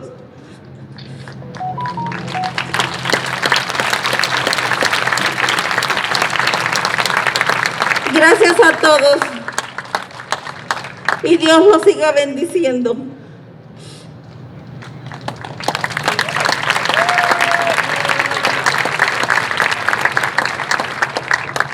I just want to tell you what happened to my brother. On April 22nd, 2020, in the middle of the pandemic, we were all sheltering in place. This is back in the time when the whole city was shut down. People were scared to come out. My brother was involved in a multi-vehicle accident, and instead of being rendered medical aid, my brother was executed. My brother did not receive any medical help. There were police officers that arrived, and there was Tony McBride, who was the last officer to arrive.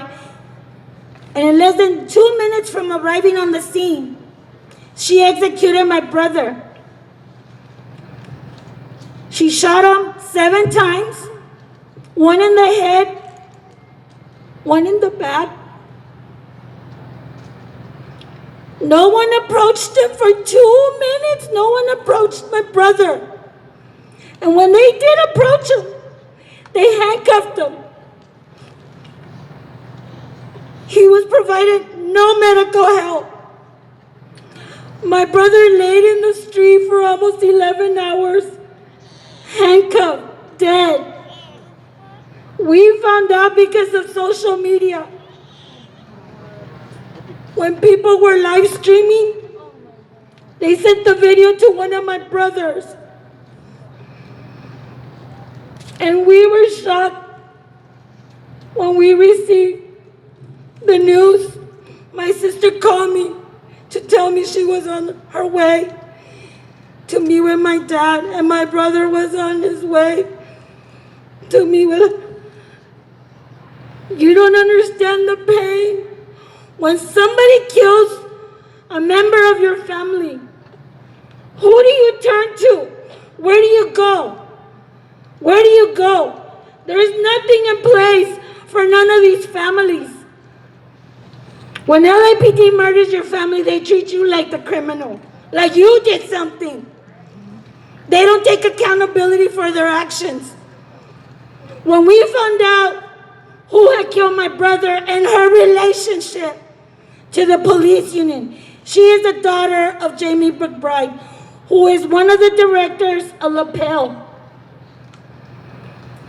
We knew that this would be swept under the rug if we didn't take action. And on May 22nd, we went out to have a vigil. And it evolved into chanting and letting the community know what had been done to my brother at the hands of LAPD. We were not going to be silent. We were going to stand up and fight back. And if you notice, Jamie McBride has been very silent. In June, he was very vocal about everything that was going on with the protest, with the mayor. Somebody took over his duties. He doesn't want to do any public statements. He doesn't want to come out on media because that will bring more attention to his daughter. Jackie Lacey has been funded. Her campaigns get funded by the police unions, and that is what we need to go after, the police unions.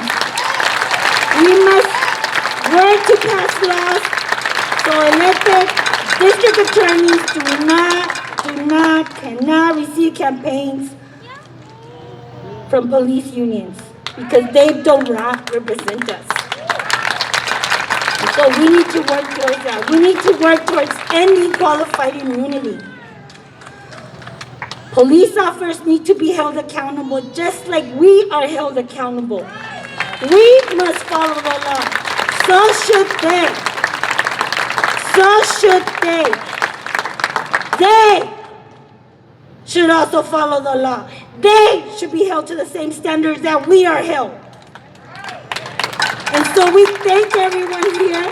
We thank you for this beautiful display. And we ask you to continue coming out on the streets. Continue to share. As painful as this is, if we don't stand up for my brother Danny, who is going to stand up for him? And that is why we come out. Because we want to make sure that Tony McBride is held accountable. Thank you.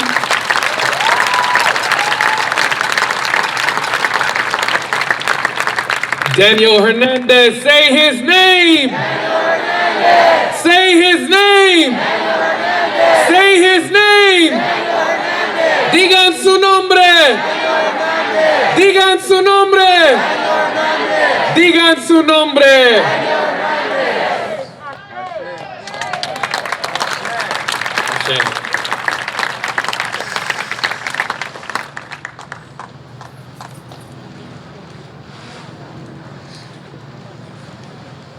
Up next is the family of Sawandi Toussaint.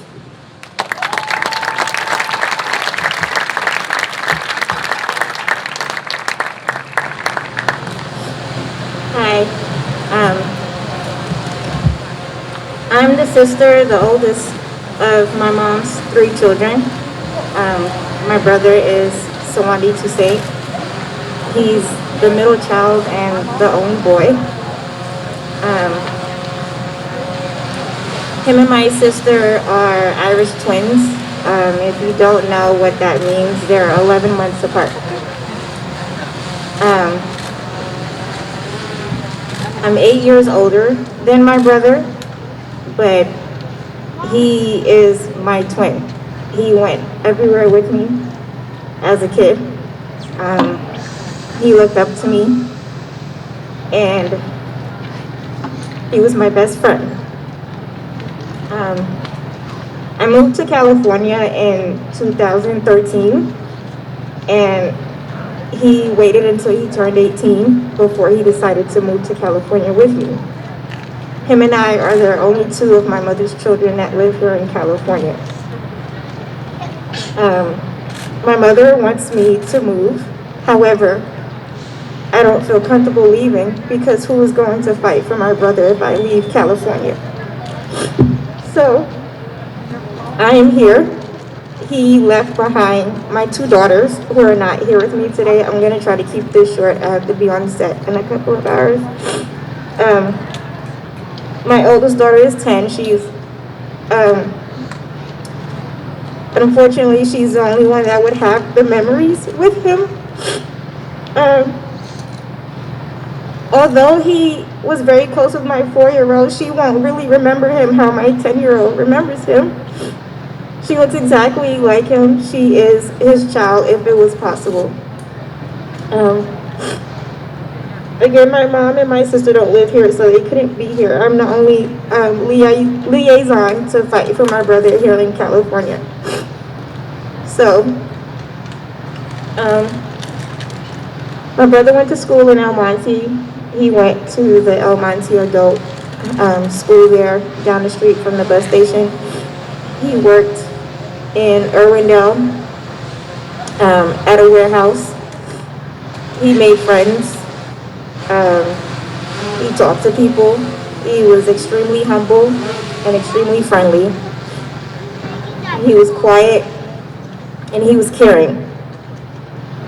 On October 12th, I was downtown at the Belasco Theater on set doing makeup for a fashion show. During this time at 2:45, my brother was at the El Monte police station. For what I know, there were calls made about someone on the platform with a weapon, and the police showed up, and my brother lost his life. That has been all that I've known for at least 8 months. When I went to speak to the Los Angeles Sheriff Department, instead of trying to give us information on what happened to my brother, they interrogated my mother, me, and my sister in front of my children. And they asked me all kinds of questions about my brother, and I wasn't sure how that pertained to his death. They asked me if he was living with me and where we were living and what he did for work and why he had a hole in his boots. And they claim it was from the gun that he allegedly had on him. But here's the kicker. The gun that was found on my brother belonged to the El Monte Police Department. They interrogated me and asked me how he got a hold of the gun. And as angry as I was, I kind of just looked at them and I'm like, how would I know? I feel like that's an answer that you should be giving me. How did he end up with a gun that belonged to the police officers that killed him?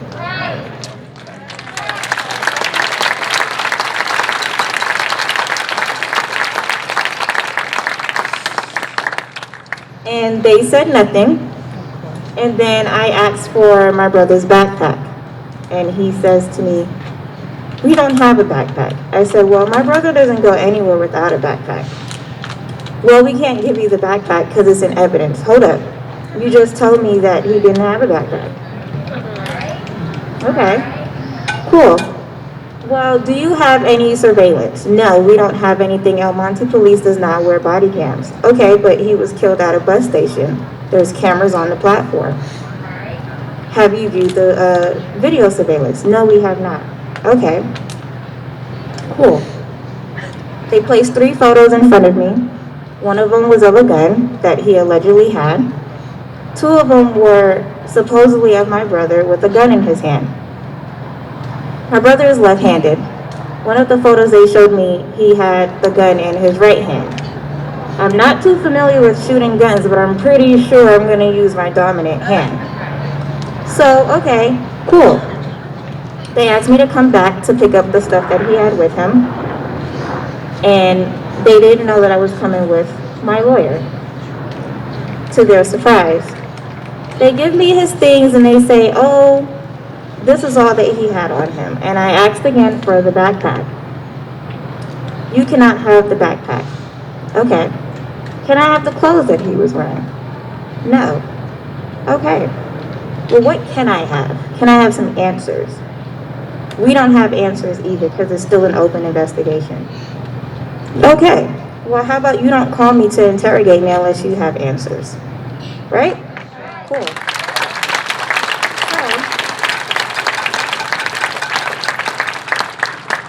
So months go by. He calls me in December, and I'm like, hey, you got some answers for me? He's like, no, actually, I just called to tell you that we finished the investigation. Okay. So do you have some answers for me? We can't discuss anything with you. We have to wait until the DA reviews the case. I get a call from someone and they're like, hey, I heard the DA in your city and state is black. That means you guys are good, right? No, we're not. And I'm gonna stand here as a black woman and say to you, just because someone is African American does not mean that they are for you. At all. They are not for you. They are not for us. Because they don't care about you. When I was 17, I think, my mom lived down the street from Trayvon Martin's parents. When I saw that on the news, I was like, damn, I have to have this conversation with my brother. Like, it's serious. And I did have the conversation with him for years. I had the conversation with him up until he moved here to California. My brother never had a key to my apartment because he loses everything. So he would come and he would sit outside my apartments and wait for me to come home. He would let me know that he was sitting there. He also would call me every time the police stopped him to find out why he was sitting there. And I would tell him to stay on the phone with me and put me on speaker so I can let them know that you are my brother. You're not suspicious. You live with me. And they would say, well, why doesn't he have a key? He specifically asked to not have a key because he knew that he would lose it. And I had to tell him because he asked me one day, like, I was just sitting here, I wasn't doing anything. And I said, I know, sweetheart, but you're black. That's what you were doing. You know, I wasn't asked to be born with darker skin. I did not ask to be black. I don't wake up in the morning and put on my skin color. But you wake up in the morning and you put on a uniform with a badge and you leave to go to work and you decide to kill people. And then you go home to your family. There was nobody for me to go home to because my brother is gone. He had just turned 21, 32 days before his death, October 12, 2019. So here we are a year later. His birthday just passed. We had a vigil on his birthday and a police officer walked up to us and he goes, oh, this is nice. Okay, hello, how are you? Why are you talking to us? And he was like, well, I didn't come here to say sorry. Oh, we have that on video. I'm here to tell you every time you encounter the police, please film it. Film it. It doesn't matter how small. It doesn't matter if it's a traffic stop. You film it. My children both have devices. They both have tablets and iPads. They both have a cell phone. Yes, my 4-year-old has a cell phone. Because if mommy is in the car and I get pulled over, you need to call your grandma and the other one needs to stream it. Videotape it, record it. Unfortunately, this is what I have to teach my children. Because they don't understand why their uncle is gone. They don't understand why the people that we're supposed to call when we need help and you dial 911 could probably kill you because of your skin color. Because they think that you are a threat. But we are a threat, aren't we? Right? They're afraid of us. And that's why they keep killing us. My brother was not a threat. He was at the bus station, probably coming to my house or going to work. Someone was afraid of him, and they called, and they said that my brother had a weapon. I do not believe my brother had a weapon. And they still to this day would tell me that there is no video footage, and there is nothing. But I did find out from someone who does not want to be mentioned that my brother had on a blue t-shirt and a backpack in his hand when he was murdered. The photo that they showed me, my brother had on a tank top. Wow, you guys lied about that too, huh? So I'm gonna conclude with a reflection that I posted on Facebook the day he died. Well, a year from the day he died. So on this day at 2 a.m., my heart was shattered to pieces. One cousin sent me a DM and another one called me. Before she even uttered which family member was gone, I was already in tears. She mentioned your name and who took your life. The phone fell out of my hands and I had an anxiety attack. I was shaking, I was hyperventilating, and I couldn't control it. My daughters woke up and they just hugged me. They didn't even ask me what happened. They held me very tight, and I just thought, how could I tell them who had taken their uncle away from them? I held them and they hugged me and wiped my tears until I calmed down. I was able to tell them what happened, and in that same notion I called 2 of my best friends and they began to do a search on the internet to find anything pertaining to what had happened. I called my mother right after and then his father. He was more than just my little brother. I lost one of the best friends that I've ever had. My siblings went with me everywhere. when I was younger, and my brother aspired to be just like me. He would even listen to the same music that I listened to, and he adopted my favorite colors. He always wanted to wear the same shoes as me. When I got married in 2015, he walked me down the aisle. And when I decided that I wanted to leave my abusive marriage, I confided in him, and he confirmed my final decision. He only moved to California to help me with my children and to finish school and to make his life worth living. He loved to go to In-N-Out Burgers, and he loved the view of the mountains from my apartment. He would order 4 pizza boxes for us because he knew that he can eat 2 boxes by himself. I would watch him do push-ups with my daughters on his back, and they would fight over who would go first. He would lay at the foot of my bed and just talk to me, and I can hear him saying, "Sis, please braid my hair. I promise I'll wash it." He would never let me take out my own trash or wash my own dishes. I could leave my house all day, and I would come home, and he would have cleaned up my entire house, down to making up my bed, before he left to go to work, so that way I can come home to a clean house. He loved animals, and he loved cats. He had a love for tattoos just like I did. He loved his nieces, and he loved his sisters, and he loved his family.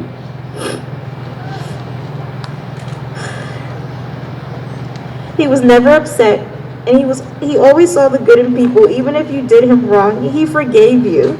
He was funny, he was loving, caring, and humble.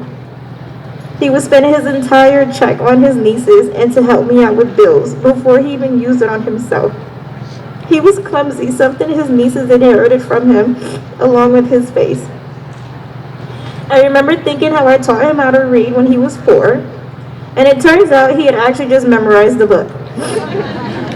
But he was smart, and he was brave, and I would not have gotten through a lot of shit in California without him being here with me. I just want to thank him and hug him for everything he's done for me. I love you, and we love you. Rest in power. Thank you.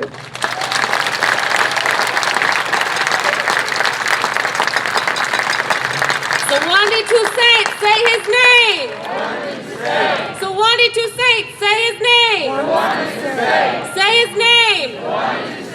Digan su nombre.